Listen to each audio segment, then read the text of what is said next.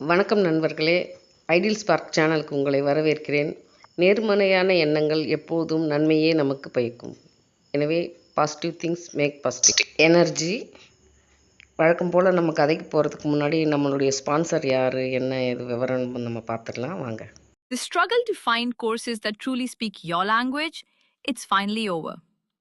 Welcome to EduQuest, where learning is made just for you. At EduQuest, we bring you a wide range of online courses, from career building programs to skill boosting masterclasses, all in your regional language. Because we believe language should never be a barrier to success. Our courses are tailor made after understanding what today's learners really need. So why wait? Start learning the smarter, simpler way only with EduQuest. Visit eduquest.courses and explore your next course today. And hey, don't miss out on our exciting offers and promotions. இலங்கையை ஆண்டு வந்த மன்னன் விபீஷணன். அவன் ராவணனின் தம்பி. ராவணனுக்கு பின் அவனே ஆட்சிக்கு வந்தான். ராமருக்கு அவன் உதவி செய்த காரணத்தால் ராவணன் இறந்த பிறகு அவன் ஆட்சிக்கு வந்தான். இலங்கையில் திரிகோணமலை புகழ்பெற்று இருந்தாலும், அதுபோல் கதிர்காமம் போன்ற கோவில்கள் பெரிதாக இருந்தாலும் 108 திவ்ய தேசங்களில் ஒன்றான நமது திருச்சி ஸ்ரீரங்கம் கோவிலுக்கு ஏகாதசி என்று வருவதை வழக்கமாக கொண்டிருந்தான்.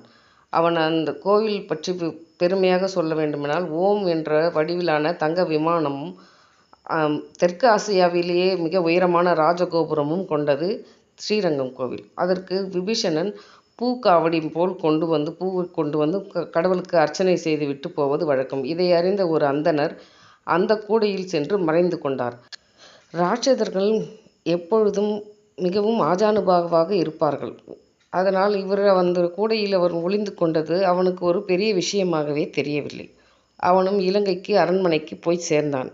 அங்கு போய்விட்டு அந்த கூடையை கவித்தபோது அங்கிருந்து ஒரு அந்தணர் அதிலிருந்து வெளிப்பட்டார்.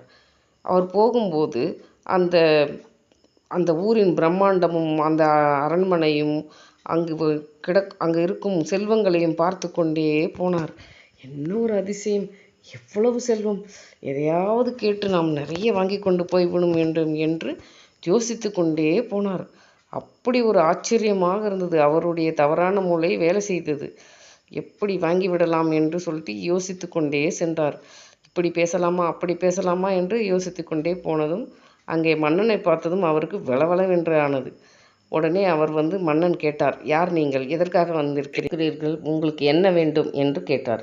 உடனே எனக்கு உங்களிடம் இருப்பதிலே மிகவும் விலை உயர்ந்த மதிப்பில்லாத ஒரு பொருளாக எனக்கு வேண்டும் என்று அவர் சொன்னார்.